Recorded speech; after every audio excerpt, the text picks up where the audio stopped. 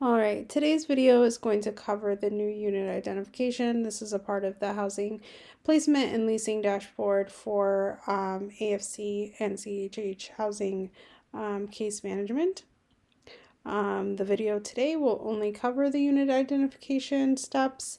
If you are looking for lease submission, please check out our video on that. All the information that we are going to share with you today is fictional, made up data. The client that we are setting up here is a fake client, and the program that we are sharing with you today is a fake program. And with that, my name is Aziza Nassar. I am the Senior Manager of Quality Assurance and Improvement. I work on the data services team, and I will be your instructor for today. With that, we're going to go ahead and get started and move us right into the unit identification step. And here you'll see that the housing unit information is the first thing that you'll need to fill out. Go ahead and click into it, and you'll notice that here you see your unit lookup. This is essentially a directory of all the units that we have in the system. You are basically looking up the building address to see if it's in the system already. You'll notice that as you start to type, there is predictive text that will appear. If you are unable to find your unit in the system, you can always click Add New Housing Unit to add the unit that you are looking to move your client into. Clicking the button will take you to this pop-up window. The first steps that it will ask you to complete are the building address, the landlord, and the building type.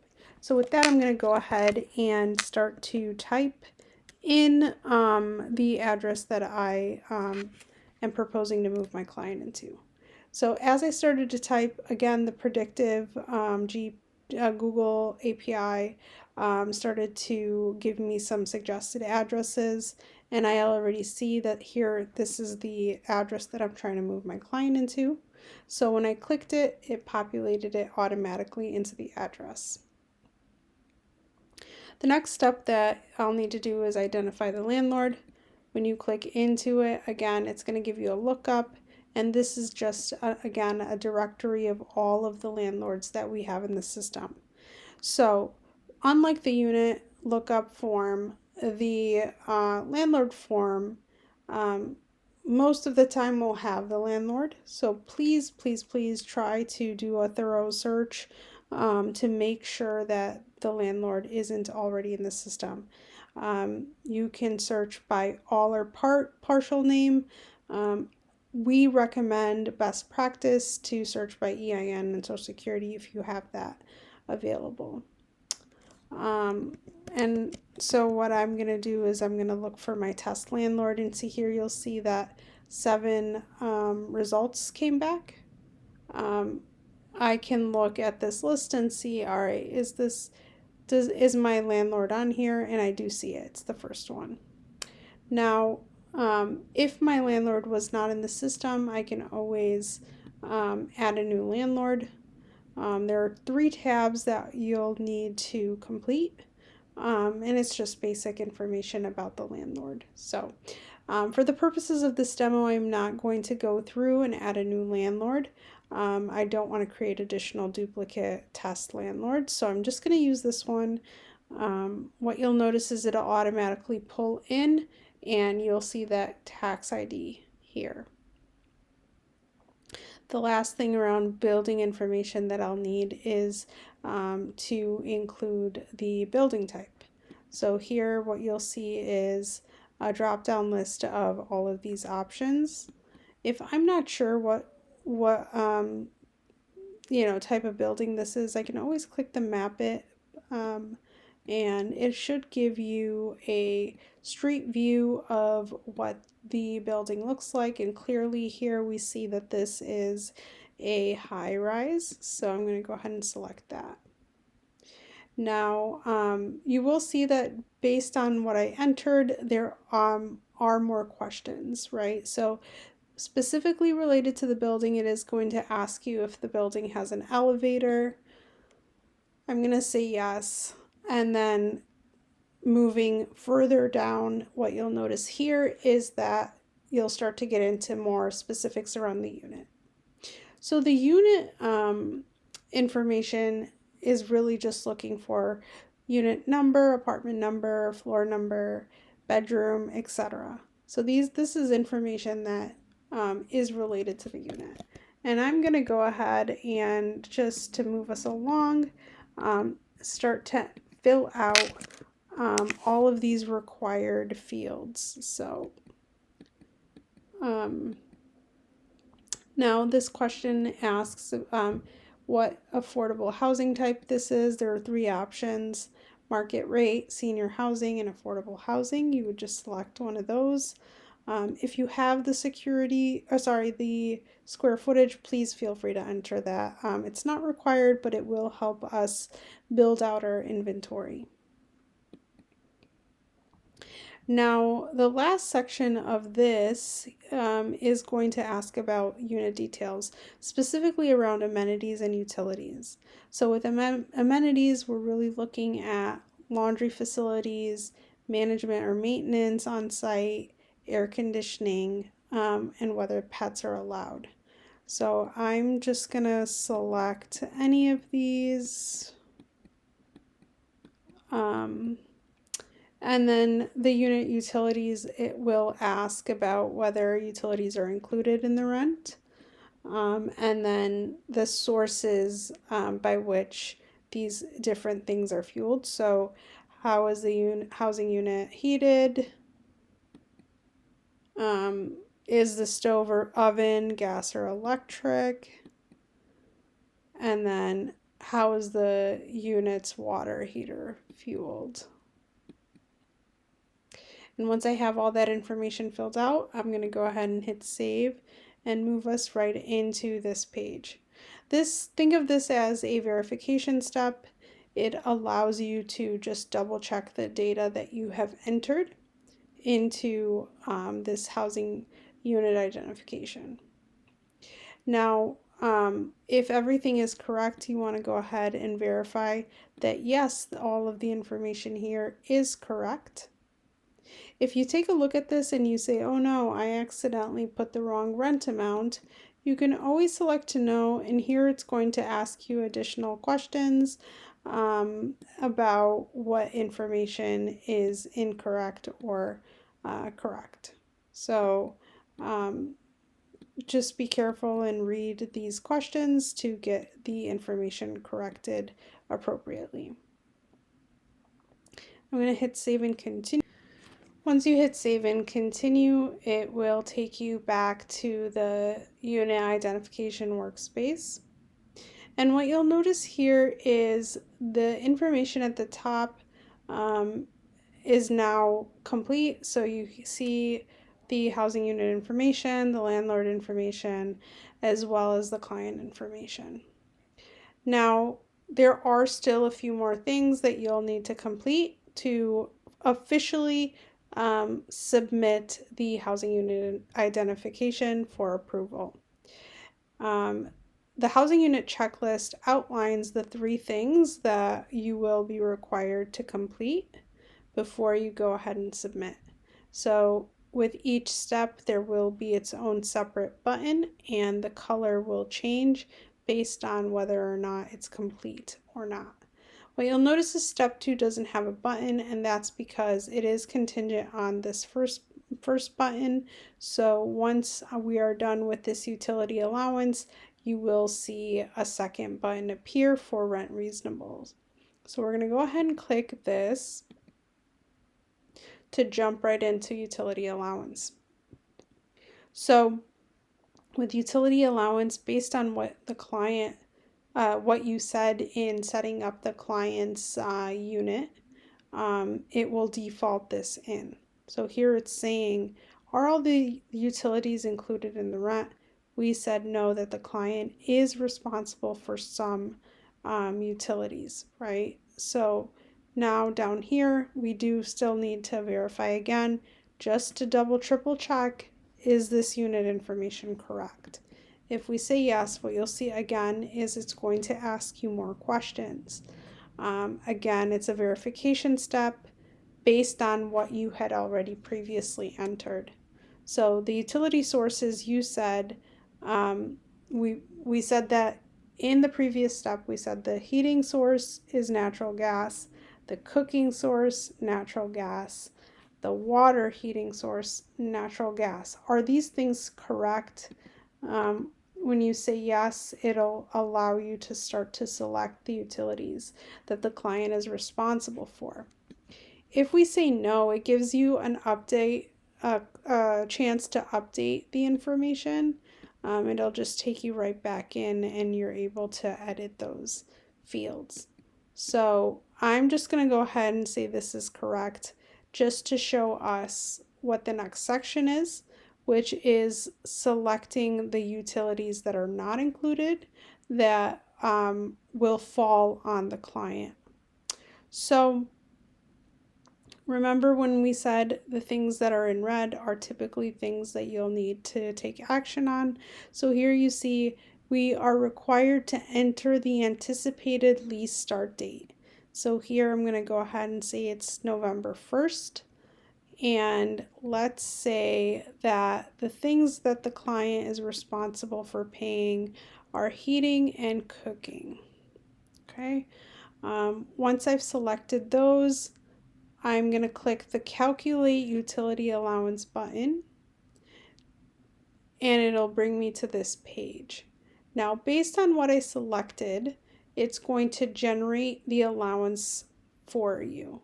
So this page requires that you not do anything except for save, but obviously you will need to verify, right? So the two things I selected were heating and cooking, right? We said that they're natural gas, so it pulled in the dollar amount for the allowances.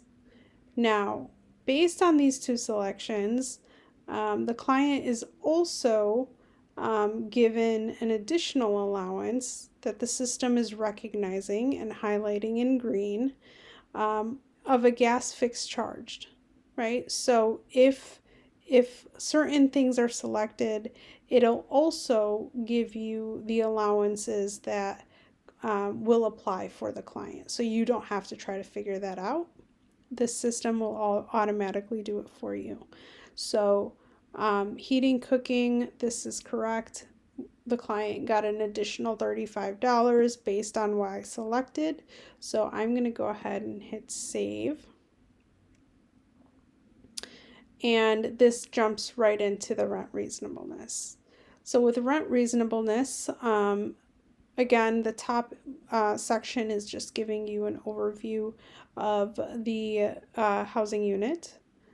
And then this section here is doing the fair market calculation, right? So you'll notice that you're not really entering data here, but it is an area that you will need to confirm is correct.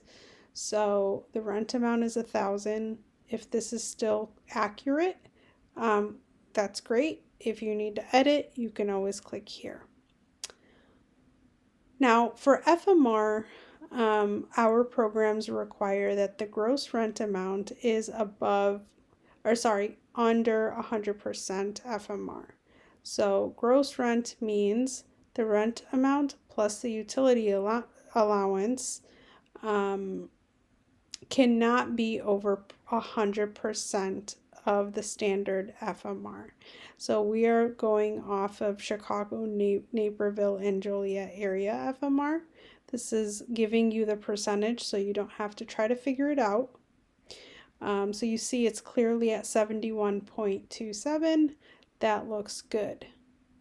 Now I'm going to change the rent amount significantly just to show you what happens when we are over FMR. What you'll notice is it'll give you a warning. Once the gross rent amount is over standard FMR, it's going to still let you submit it, but it's giving you a warning that chances are this is going to be rejected unless the program decides to provide you with a waiver of the FMR. most of the times that uh, this this unit identification would be rejected, but there may be instances where the program administrator might approve. So it does give you a warning. It's not going to prevent you from submitting, but it's just giving you a heads up that chances are this will be rejected. I'm going to change this back so we don't upset the system, and keeping it under 100%. The next steps here are you are required to identify 3 comparable units.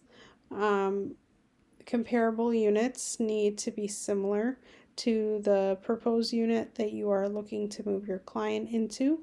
So for each one, you will just go ahead and click into it and use what is in the system to find a unit that is similar in nature to the one that you've identified.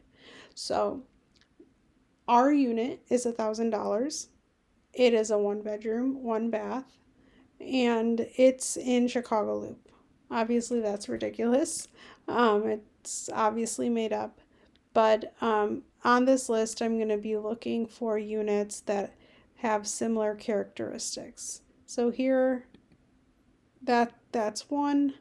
I'm going to go ahead and do another one.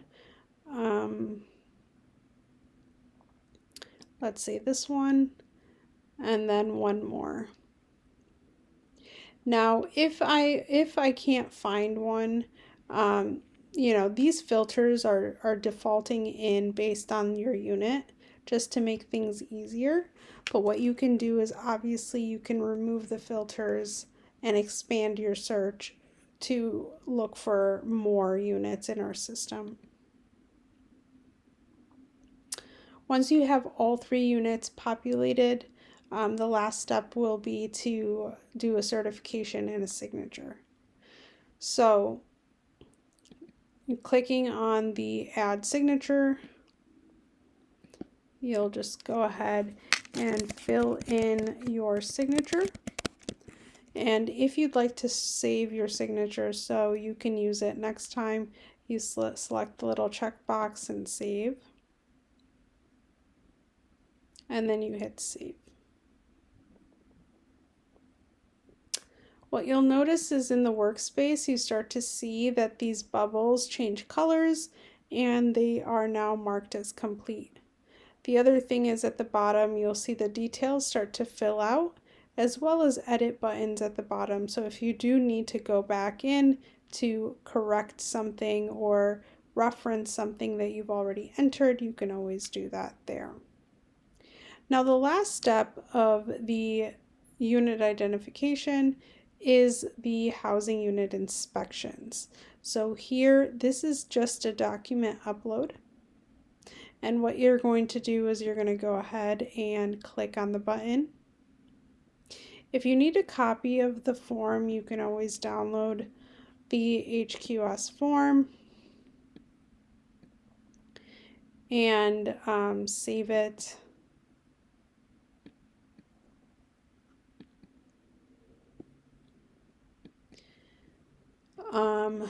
This will have the most updated housing inspections form for you to use. And once you have it complete, what you'll go ahead and do is you'll go ahead and upload the completed version into this section right here, and then do the certification. The certification just wants to know, did the property meet all the required standards and whether the evaluation passed. So remember, we stored our signature. I'm going to go ahead and grab it, and you'll see here it went ahead and pulled it in for me. And I'm going to save. You'll see here now all of these steps have been marked complete. It gives you a button now to save and submit. You also have a save and submit button here, as well as your activity on this this lease. So I'm going to go ahead and save and submit. And this will take us back to the dashboard. So what you'll see is once we went ahead and submitted, the housing status alerts now says that this is the current status is that the unit identification has been submitted for approval. If you look at the client's lease history, you'll also see that referenced here. And what will happen is an alert will go to our program admin folks to review. And with that, that is the end of the unit identification. If you have any questions about the lease submission, please feel free to review that video because that will be the next step. Thank you. Bye-bye.